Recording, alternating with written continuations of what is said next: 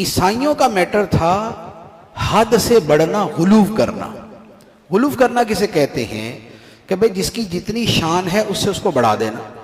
اللہ تعالیٰ نے عیسائیوں کے بارے میں فرمایا یا اہل الکتاب لا تغلو فی دینکم، اے اہل کتاب اپنے دین میں غلوف نہ کرو، ایکسیڈ دا لمٹ، حد سے تجاوز نہ کرو۔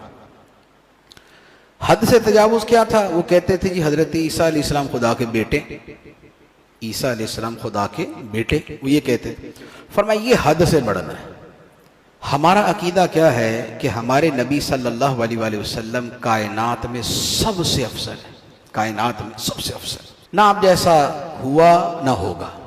ہم سرکار علیہ الصلوۃ والسلام کی اتنی شانیں ماننے کے بعد بھی کہتے ہیں اشہد ان محمدًا عبدہ ورسولہ، میں گواہی دیتا ہوں کہ محمد صلی اللہ علیہ وسلم اللہ کے بندے ہیں اور اس کے رسول ہیں، خدا نہیں۔